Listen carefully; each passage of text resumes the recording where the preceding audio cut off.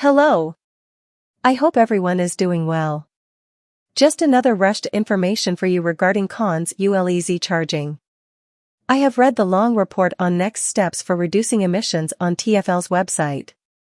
The report is long, and it is not a pleasant reading. For the moment, let us just concentrate on approach 4, page 44. I will put the link in the description section. You know how people always say, time flies by? Yes, pay-per-mile is coming up in just a matter of time. Sadiq Khan is going to give us ultimatum before too long, where you will have to decide on the following method of transportation. Ride on a London bus. Ride in the underground. Walk to your destination. Ride in your car, paying charges per mile. At the current report it is recorded as 50 pence per mile. Subject to go up. Take taxi. I am not even sure whether they have thought about the disabled who must use their cars to work. What about the sick attending hospital or the doctors?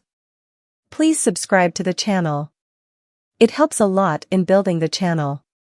Thank you so much. Let us continue. Is Sadiq Khan sending us back to the dark ages? Honestly, Amish buggies or Amish market wagons springs to my mind, and not to mention bicycles and scooters. Let us head to the report. I have plucked the following from TfL report. Summary of low-level emissions charge. This approach could be implemented easily and would deliver benefits. As would be expected, the scale of benefits is related to the charge applied, with car trips decreasing as the charge increases, and the scale of the shift to sustainable modes also increasing. With a 50 pence charge, there would be between 2 and 2.5% fewer London-wide car trips and a reduction of around 0.8% London-wide vehicle kilometers. Mode shift figure 10, mode shift of car trips by charge level 5944 would be around 0.5%, the same as in approach 2, and similarly to approach 2, the mode shift results in a strong shift to walking trips. This would result in an estimated reduction of 35 tons of nitrogen oxides and 24,000 tons of CO2. Approach 4. London-wide next-generation charging description proposal 21 in the MTS commits us to investigating the most ambitious and bold next generation of road user charging, which could include different technology and functionality. With this approach, all existing charging schemes in the city would be replaced, including the congestion charging scheme in ULEZ, and instead an entirely new and simple London-wide charging mechanism would be introduced based on distance, example, kilometers or miles, traveled, and which could account for other impacts such as road danger. Under this new and more sophisticated approach, drivers would have the option of opting into using this new system or paying flat daily charges as currently if preferred. Ensuring the system is inclusive and accessible to all would need to be considered as part of scheme development.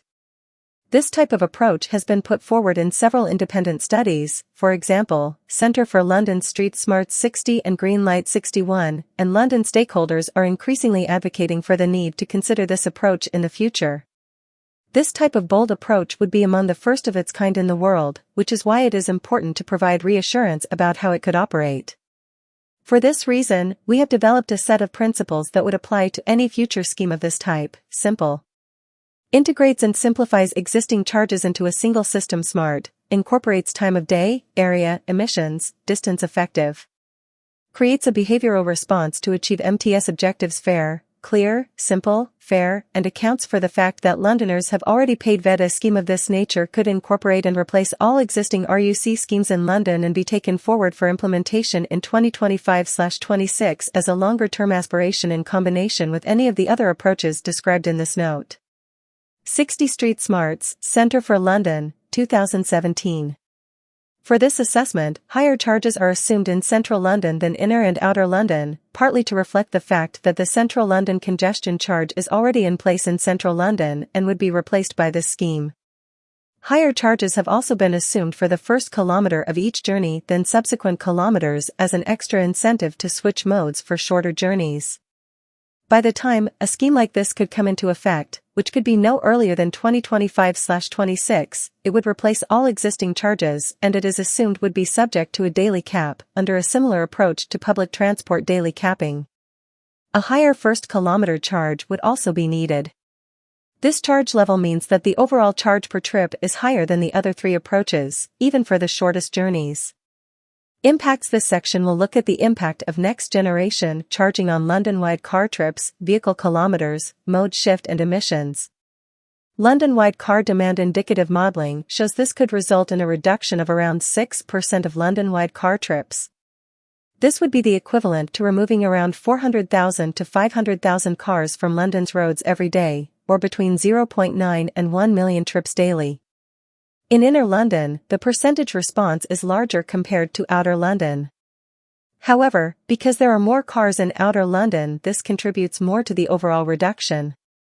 The larger response in Inner London could be due to the greater range of public transport alternatives. For LGVs, indicative assessments suggest a response of around 2.5% reduction in number of trips, which equates to around 7,000 fewer LGVs on London's roads every day. Vehicle kilometers could decrease by around 5 to 6%. As you would expect, with a distance-based charge, the impact on vehicle kilometers is more significant than with an area-based charge. However, an area-based charge still has significant impact in the overall reduction. A distance-based charge comprises of two main components, an area-based charge, or first kilometer charge, and a per kilometer charge, and each can be adjusted to affect the overall impact. The overall impact of a distance-based scheme will ultimately depend on the base charge, first kilometer charge, as well as the per kilometer charge, and these could be designed to generate the desired change in car trips compared to vehicle kilometers.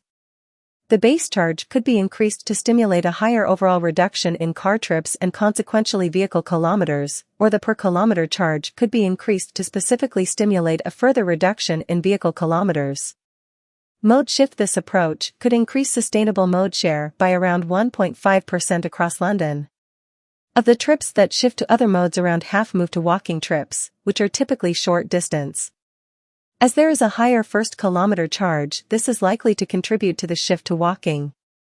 A per kilometer charge is likely to impact the longer distance trips more than other approaches, and this is likely why there is a greater shift to bus in this approach than the other approaches. There may also be some longer distance trips that redistribute to more local, shorter distance trips where they are more likely to use bus or walk to their new destination. Summary of next-generation road user charging. This approach, which would be a world first, is significantly different to the others presented in this paper. There are many variations of it, but the main characteristic is capability to charge based on distance traveled, in addition to other variables such as emissions. It would use different technology to existing road user charges schemes to charge on a per-mile basis. It is potentially fairer and could more effectively be tailored to objectives, and be flexed over time, and could be implemented from 2025/2026. In terms of traffic reduction, this approach has the strongest effect, with a reduction of vehicle kilometers of between 5 and 6%, equating to 400,000 to 500,000 fewer cars on London's roads every day. It is also the most effective in terms of mode shift, between 1 and 2%. Because of its later implementation date, compared to approaches 1, 2 and 3, the emissions reductions are lower, 140 to 230 tons less nitrogen oxides and 110,000 to 181,000 tons less CO2. However, these are still beneficial and could be developed over time. Thank you everyone for your time. The next demonstration is on March 18th at Trafalgar Square. It starts at 12 o'clock noon. Please share the video, we need a lot of people to attend.